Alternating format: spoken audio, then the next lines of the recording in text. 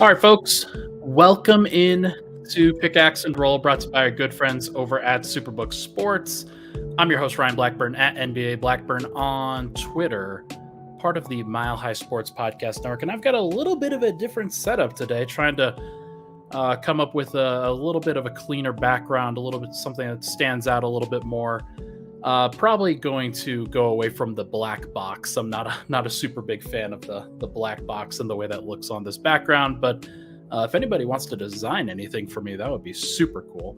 I'm your host, Ryan Blackburn. Thank you for tuning into the show. Really appreciate all the love and support on the podcast. As always, folks, if you can, be awesome if you could rate, review, and subscribe to the audio if you're listening there, and the video here on YouTube if you are listening here.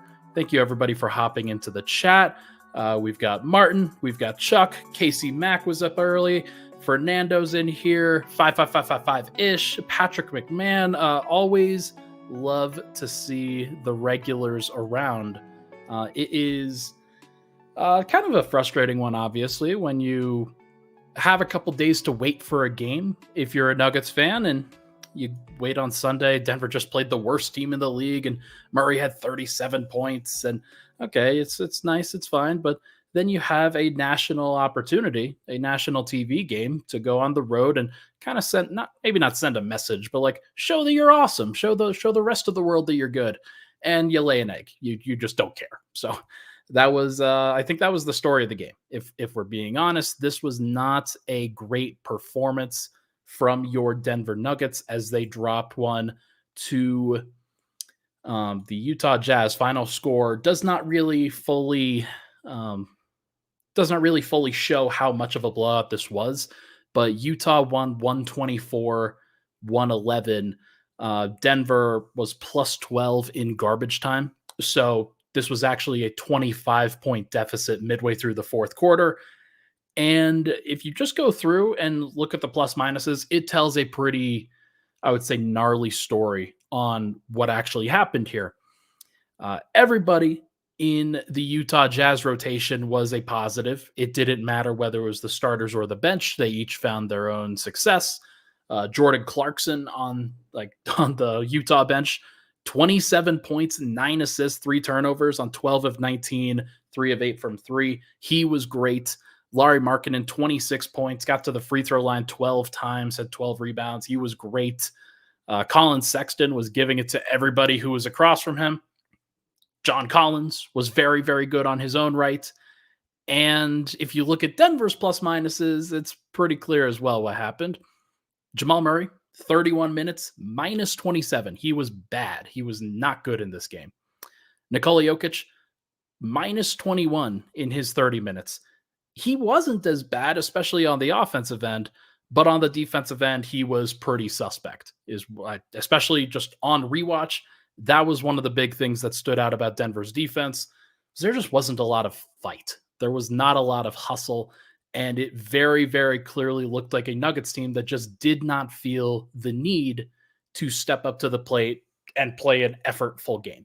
Like, that's just what it was. And we could go into all the details of, hey, we didn't like the process here, we didn't like the process there, some of the schemes or some of the rotations were bad.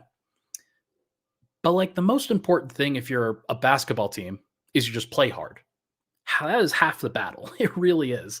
And it just felt like Denver did not need to play hard in this game, and they got burned for it. Now, Utah is a good team. They've won 9 of their last 11. The overall record doesn't show it, but they're now 19-20 and 12-5 at home. So Denver needed to bring a little bit more intensity in this one if they were going to get the win, especially with the way the Utah was playing. And they just didn't. Like, it just felt like, and it looked like Denver was tired, that they didn't show up, and that it was just extremely clear that defense was not going to be played in this one. I'll give credit to a couple guys. Michael Porter had a couple of good defensive moments on the perimeter. He did also get burned on the perimeter several times. Jamal Murray had a couple of blocks, had a steal. KCP had 4 steals and a block. Those two guys were pretty good. I There's still some problems defensively with Denver's perimeter, obviously, and Aaron Gordon, I think, was actually sneakily bad in this one. But Nikola Jokic's interior defense is going to, like, if you're on Twitter, you know what these MVP conversations look like. This is a game that if Bango Burner on Twitter would be the Milwaukee Bucks Giannis fan, he'd be posting about and saying, "Oh yeah, no, look at Jokic's defense, just not providing any effort at all." Um, and that was true, frankly. Jokic was not good defensively. Did have a steal, but I looked at the defensive dashboard on NBA.com, which is incredibly inaccurate. It's not something I would use and like be extremely confident in. But opponents shot 12 of 17 when guarded by Jokic in this game, and it felt like that. It really did. He had a couple of nice contests around the rim and forced Colin Sexton to miss a couple times, forced John Collins to miss a couple times, but Collins was mostly really good. And almost all 15 of his points, I think, came on Jokic. So this is just one of those games that I think more than anything, it comes down to that defensive effort. Michael Malone likes to harp on that. And I know fans like to turn a blind eye to it every now and then, but it is still a thing. And so much of Denver's like energy level, especially on the defensive end, comes with them being able to get stops and run. And they actually did some of that. And some of the bench actually had some good moments there. Uh, I thought that there were some times, there were some opportunities where Denver got some points in transition, but it just didn't come with enough stops on the defensive end in order to generate those. And then Denver's offensive process wasn't good, and we'll get to that in the second segment. I thought that Jamal Murray probably had some problems there. But yeah, it was just not a good play, not a good way to go. And I thought that Denver's defense was the big story here. And it's too bad because you'd like to see Denver step up to the plate during this stretch. I've seen a lot of people talking about this upcoming stretch of games where Denver's going on this 5-game road trip, but even beyond that, they've got 3 games after that at home that are elite competition as well. I believe they face the Philadelphia 76ers, Milwaukee Bucks, and OKC Thunder in that stretch after Denver goes on this 5-game East Coast road trip that is going to be very difficult. So Denver's going to have to amp up at some point. I'm not sure when. I'm not sure whether they care. I think they do care.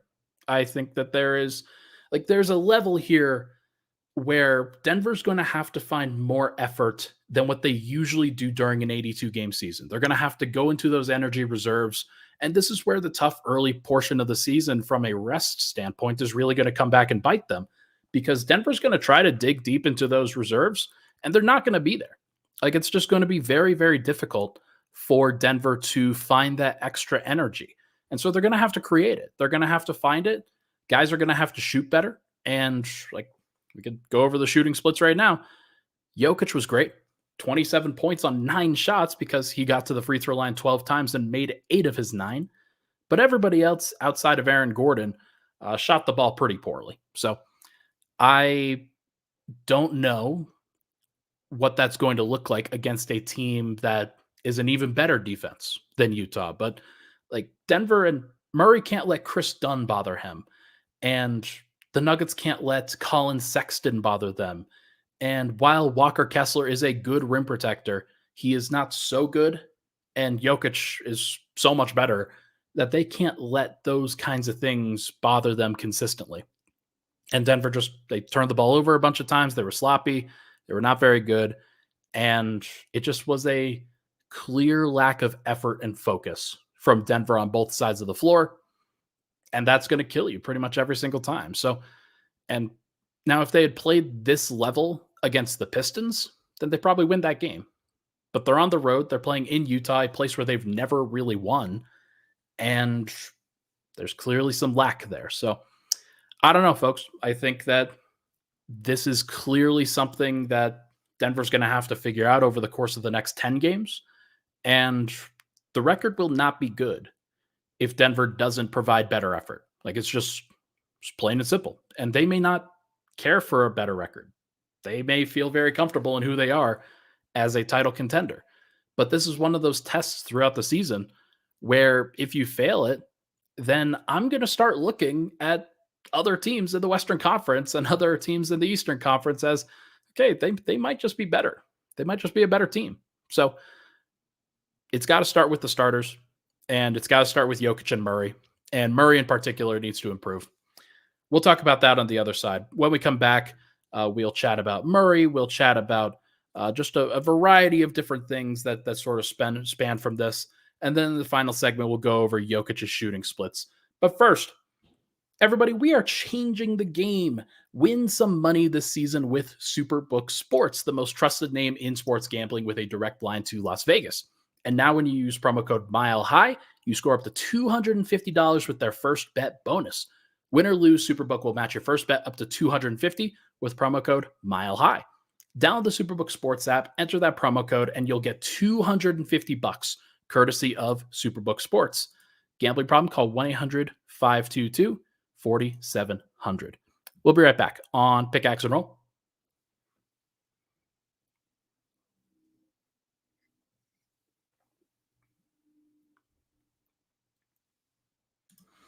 All right, we're back. Pickaxe and Roll, Ryan Blackburn here. Thank you so much, everybody, for tuning in. Make sure to like and subscribe to the YouTube channel, especially if you are new. You can also hit that bell notification so that whenever we go live, you will know that I am probably the one who's doing so. It's very rare for others to go live on this channel. So, like most of the time, those are just YouTube videos. But you will know whenever I go live if you hit that bell. All right.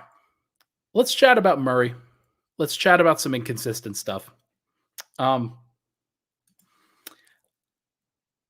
Jamal gets a lot of criticism and a lot of grief from fans for not being perfect because Denver's offense is often perfect. And whenever he's not, it just feels like the world is crashing down. He has not been good. 37-point game notwithstanding. Last 5 games, last 6 games or so, he has not been as precise, as good as he probably needs to be. After the last game, I did a segment on whether I thought that Jamal Murray could make it as an all-star. It would have taken a lot more 37-point performances. It would have taken a lot more locked in of a nature on the offensive end, driving, winning a little bit more. That's past. Like it's just not going to happen. It's not going to happen here. And I think that in general, Murray has it hasn't been as good as he needs it to be. 17 points on 15 shots, 6 of 15, 1 of 5 from 3, 4 of 4 from the line, 6 assists, 4 turnovers. Now, one thing that I do need to express to people is when they talk about shooting splits and shooting turnovers or shooting numbers, Jokic had 9 shots that he went up, but he also had 12 free throws. So those are 6 shooting possessions there. He had 15 shooting possessions in this game. Murray had 17. The difference is that Jokic is like on an amazingly efficient run right now, and Murray just isn't. He has not been as efficient as he needs to be. But it's not like Murray is going so far outside the lines here, coloring so far outside the lines that people should be up in arms this much. There's a lot of other things that I think you could point to, like the fact that on Denver's bench, every player scored between 2 and 8 points, and Denver did not have the requisite punch in order to just do any more than that. Michael Porter also scored 5 points on 9 shots, and not all of those shots were because Murray was a horrible playmaker or anything like that. However, I do think that Murray needs to play better. There is this expectation, and I just saw the Ringer power rankings come out, or Ringer player rankings come out, and Murray was 19th, and he is put over a lot of other players that are really, really good, really, really talented, and he's put into that all-star caliber of player. And a lot of this is because he will rise to the occasion in the playoffs. He will rise and be better in a lot of these situations that calls for a clutch player, somebody who can run the 2-man game, and he'll be better at that point. In the meantime, he's got to be better in the regular season too. Like he just has to be. And like I'm a Murray guy. Everybody knows I don't shy away from that. But I also can see it. I also can see Denver needing him to be just a better playmaker and better creator. And right now, when I watch him, he struggled to get Chris Dunn off of him. And Chris Dunn's a really good defender. He could help a lot of players, or he could help a lot of teams. A lot of playoff teams could use a playoff caliber defender like a Chris Dunn. So take that with a grain of salt. And then guys like Lou Dort and other on ball defenders have given Murray some problems, especially when they're very physical. Murray's not generating a lot of separation right now. So when he goes into these moves, goes behind the back, he tries to cross over a little bit, he tries to create separation. The separation just isn't there. And then one of the things that I've thought have been really bad is he jumps up into the air, tries to create some opportunity for a teammate, and or just hang in the air and shoot the ball after. But these are just bad possessions. And Murray has gone away from creating good possessions with his playmaking, with his facilitating, with his vision, which was so good at the beginning of the year that it is a noticeable dip over the course of these last 10. Um, I think that he's got to get back to playing a more traditional point guard role, setting up everybody else. His goal for the next 10 games should be trying to get 8 assists per game or more, like every single time. And to me, that will help Denver's offense. It'll also help the bench, where they need a lot of playmaking creation for them. They need somebody who can run traditional pick and roll, whether it's with DeAndre Jordan or Zeke Naji or whoever. They need somebody who can set the table, kind of like what Reggie Jackson did last game, where it wasn't this game, and I thought Reggie was really bad in this last one. But Reggie had 13 points and 9 assists in the Detroit game.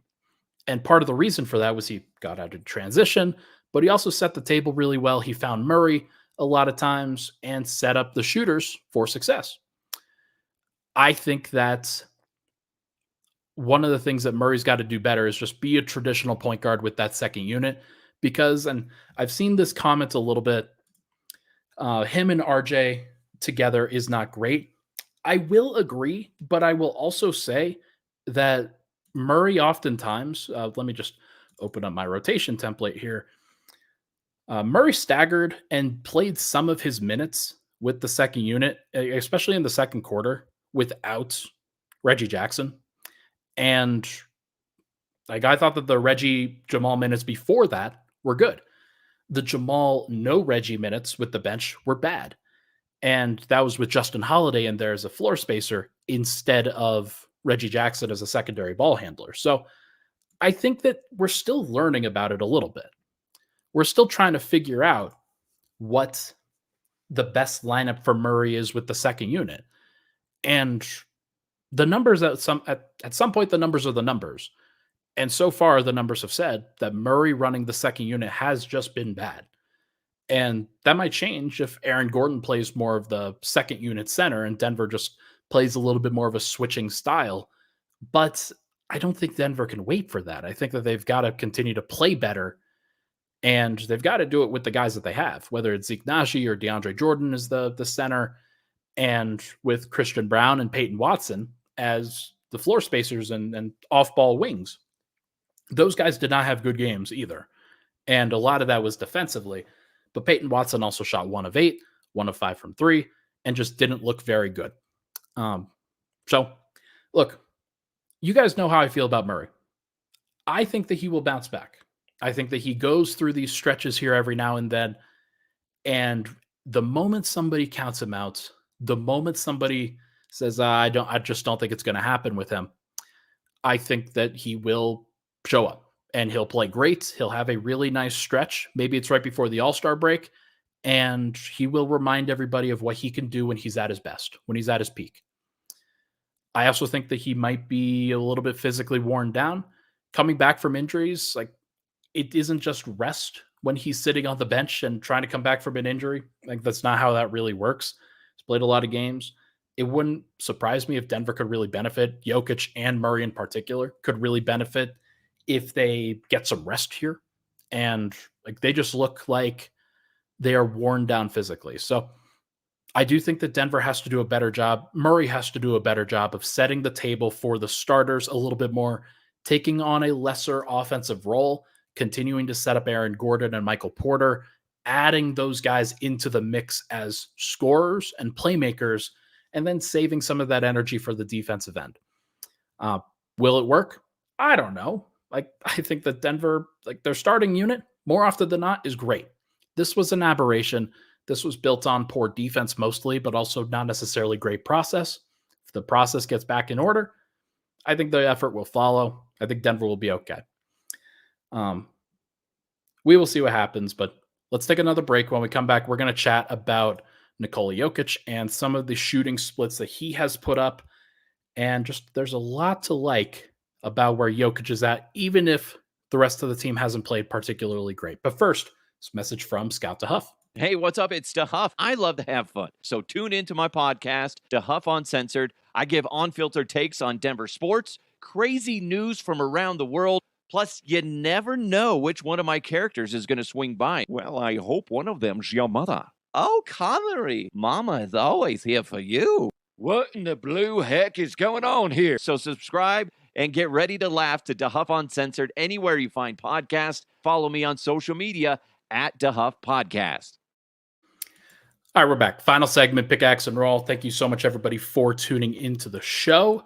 Let's wrap up with talking about Jokic here a little bit, because if there's one thing that Nuggets fans can always fall back upon, is that Jokic is the best offensive player in the world. Like that is a thing. He's the best player in the world. He mostly, when he provides effort, when he wants to provide effort, he is a good enough defender to win in the NBA. But the other thing is that he's just one of the most efficient players that we've ever seen. And it was why him getting into what happened, like how he played over the course of that early December stretch. It was why it was so weird. It was why it was so abnormal. And I think that shaped the way a lot of fans are thinking about him. Over the last 7 games, he has an 87.5 true shooting percentage. 87.5. Among all the players that, like, let's say, I'm going to do a little bit more of a sorting here. We're going to say, all right, all the players that have averaged at least 20 minutes per game during that stretch and have played, let's say at least 6 games in that stretch, or we'll say 5. We'll even be kinder there. The next highest star during that stretch, I mean, Chet Holmgren, I guess, he could count if you're being a little bit generous there. Jason Tatum's at a 71.5 true shooting percentage in the last 7 games. He's only played 5 games, though. Nikola Jokic is at 87.5. This is unprecedented what he is doing. And I think it's important to wrap up here with a positive number, with some positive opportunities here. Because, look, Nuggets fans, the season is very long. And sometimes the defense is going to look pretty bad. For the vast majority of the season, Denver's defense has actually been solid. It's actually been pretty good. And for the vast majority of the time, Jokic has been great. We remember these hyper-focused hyper moments because of how abnormal they are sometimes. And I remember back to last year when Denver was clinching the 1 seed. They had already won the most important games. There were over 7 games up on the 1 seed. And then they lose a whole heck of a lot of games to bad teams. And the rest of the waking world was like, what the hell? What's wrong with the Nuggets? Should we be concerned about the Nuggets? And Nuggets fans were like, should we be concerned about the Nuggets? We don't actually know what's going on here. Denver does know what they have. And it is very difficult at times to remember that within how long an 82-game season is, because fans like to live and die by individual games. They like to focus on the moments. And sometimes that is a benefit when Jokic hits a buzzer beater from just inside half court and you have an 18-point comeback. Those are great. Those are awesome moments. But there's also these moments where Denver's looking around and they're like, man, we do not care about Utah. We don't care. Denver does. They have bigger goals. They're not here to try to be the best Utah Jazz defenders at all. And they're going to be lax a little bit. They're going to relax a little bit. And fans are not happy when that happens. Analysts try to, like me especially, try to contextualize it a little bit. These games happen to everybody. This isn't something that, like, it even happens to the Boston Celtics every now and then. Boston's been by far the best team in the NBA statistically this year. OKC has also been pretty great. Uh, the Sixers, frankly, have been pretty great with Embiid. Without Embiid, they're really struggling now. But I know that fans are going to hyper focus on some of these individual moments. I would suggest not to. And I would suggest just to look at the larger body of work and look at this thing in like 8 to 10 game stretches, because over the course of these 8 to 10 game stretches, the Nuggets are generally very, very good. There are the occasional ones where they're not, like at the end of a road trip where Murray had been out for 10 plus games and Denver, they are getting very frustrated and tired in November, and they looked like a vastly worse and inferior team than they were at the beginning of the season. Remember that stretch? That was not good. It is important, and Ben Max says it here, it's a totally new experience for me managing my expectations after my first championship win. LOL. I agree. Like, it's just one of those things where you have to understand that you can't live or die by everything. And if you do, you're going to exhaust yourself. Like, for me, I'm not going to tomorrow's game against the New Orleans Pelicans. It's the first one that I'm missing on the season at home. Denver, they'll probably play great. They'll probably win. If they don't, I'm not going to use that as a reason for why they can't win the championship again. I think the most important things for that are looking at the high points, looking at how often the low points come up, and trying to come up with the average in the middle and say, okay, if you give me a B plus performance in the playoffs, what does that look like? Because you're not always going to get an A plus performance. Sometimes you won't even get an A. And for the most part, like Denver, their B plus performances been really freaking good. Now, some other teams have been able to rise above that. And it's why I continue to credit teams like the T-Wolves and the Thunder and just say, look, this is going to be tough. But I also look at these moments here where Jokic is shooting 87.5 true shooting over the course of the stretch. And I just laugh because it doesn't matter often who's in front of him. He picks and chooses when he wants to be the best player in the world and when he wants to shoot and what he wants to create. And Denver often benefits from that tremendously. Now the defense has fallen off during the stretch for Jokic, and I think he's taken a step back defensively because the effort is kind of going into being the most efficient version of himself that he can be. And I think the defense has lacked as a result. There will be a time over the course of these next 3 months or so where the Nuggets put it all together as a team. I don't know when it's going to look like, but the fact that Jokic can get to this level as a shooter, as a scorer, should be very, very positive for everybody. Murray will get back to playing the version of basketball that everybody wants him to play. He'll play great. Porter will also find ways to get back to playing the best possible version that he can. Aaron Gordon, I think he's on his way. Defense has kind of sagged over the course of these last couple, but I think Gordon's on his way. KCP made some shots last night, was good to see. Denver's going to be okay. They're going to be just fine. I am not worried about them. You should not be worried about them. If they continue to struggle over the course of this testing stretch, then yeah, we could have some conversations. And maybe that will make making a trade or making an addition at the buyout market or something like that, maybe it'll make it more viable and more necessary if that's the case. But right now, I'm just not going to use a game where Denver doesn't win in Utah. There's a reason why they don't win in Utah. I'm sure the strip clubs are great. I'm just kidding. But there's a reason why the Nuggets are not going to stress about this Utah game. Michael Malone will be annoyed by it. He's not going to stress about it either. The next time the media talks to him on Friday, he'll showcase, hey, I'm kind of annoyed. And then he'll be okay. just as everybody else should be. So we will see what happens. I'm looking forward to it. Folks, I'm probably going to cut it there because there's not a ton of analysis that I can give you from this particular game, other than the fact that it sucks that Denver showcased their a D- performance on ESPN. Like, that's not great. And a lot of people are going to have this shape their perspective. But if you're a Nuggets fan, if you're watching them every single night, you know that this occasionally happens and that it's going to be okay. I will come back and I think I'm going to chat tomorrow morning. I think I asked for Q&A questions a couple days ago. I will get to that Q&A. If you have any Q&A questions that you would like me to answer, ask them in the comment section for this podcast, and I will read those as well. And we will get to that at this point.